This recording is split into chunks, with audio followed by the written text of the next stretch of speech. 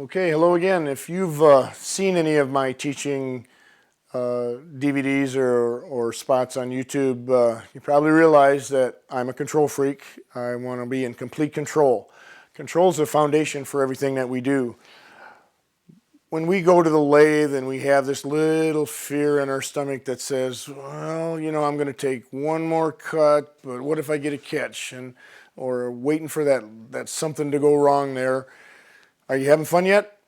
Okay, so once we get rid of that fear, once we get in control, and that means understanding all of the tool cuts, the tools that you're using, the limits of the tools, the dynamics going on when that sharp edge is slicing through the wood or scraping on the wood.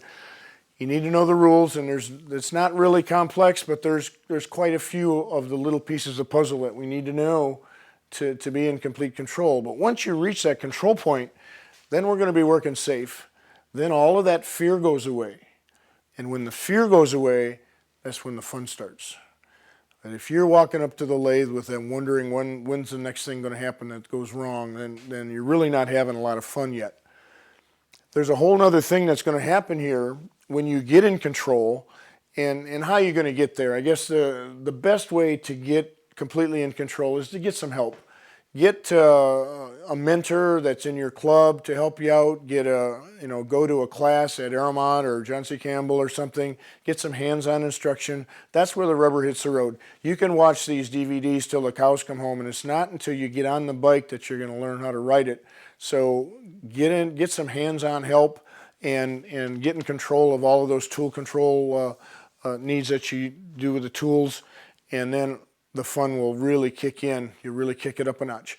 Now, once you get to this point where you're having fun, then it opens up a whole new world of creativity that you can't even imagine until you get to that point where, and Frank Sudall, famous turner, said at one point, you said he's got to do 1,000 bowls to get good at it, and I don't mean 999.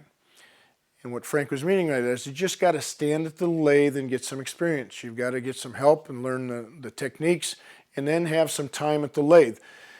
It might take 30 bowls, it might take 1,000 bowls, but all of a sudden the tool is going to just become an extension of your hand, and you don't have to think about it anymore. And at that point, you're really having fun, and then it opens up that whole design, that whole creativity area in your life that you could never reach without the control. So you got to get in control. Now let's talk about the creativity and the design elements a little bit. When I'm looking at a vessel, there's some things that I want to accomplish. I want to make sure that you get what you pay for. That if I'm doing a hollow form and it's got a very small edge around the neck and it's very thin at the neck, I want to make sure that the vessel is thin and it's light. Okay? So if I make a nice thin wall right at the rim where it's easy and I leave a clunky thick bottom on it, two things are going to happen. One is the drying process, it could self-destruct. It's just the thin and the thick parts are going to give off and release moisture at different rates, and it's going to arm wrestle itself until it cracks. But just as important in design, when you pick that vessel up, if it doesn't feel like you imagined, even if it's almost subconscious, you pick it up and it doesn't feel right. It doesn't have a good balance. It's clunky. It feels heavy in the bottom. That's not a good thing. You want to give a consistent message. Now, that doesn't mean that you have to make a very, very thin vessel, but if you want to leave it a little bit thicker, leave the rim thick also. So again, you get what you pay for. When you pick it up, you have a sense of what it's supposed to feel like. The rim is thick, it should be heavier. It's okay to be heavier and thick. It's okay to be functional. It's okay to be strong. It doesn't have to be light and delicate and fragile. But don't try to hide the fact. And what you're doing is sending a message to the viewer, and you want to have a consistent message. A big part of that message is the size of the foot that you have. The smaller the foot, the more lift it gives off the table, the lighter the bowl gets. So a very non-functional natural edge bowl with voids and everything in it, you should make a smaller foot so that the foot also says, hey, I'm fragile and thin and I'm not functional, I'm not supposed to be used, I'm supposed to be looked at. So in your design consideration, you just want to make sure that you're sending a consistent message. I was at a symposium many, many years ago, and I don't remember the year, 15 years ago, probably. And Frank Cummings was one of the demonstrators. And he had a message for me that it was one of those situations where when the student is ready, the teacher will appear.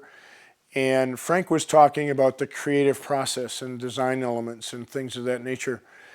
And what he said and what really changed my life was one of his messages was to go for the gold, go for the spectacular. And he said, take out of the equation the fact that it's going to take a long time, the fact that you might want to sell it, don't put a price on it. Don't let anything get in the way of the fun and the passion that you want to put into a piece. Go for the spectacular. And if you go for the spectacular and you fall a little short, you still got something pretty special. But if you go for mediocrity and you fall a little short, what do you end up with? So the message there is to follow the fun trail. Go to the place that you can push that envelope as far as you can.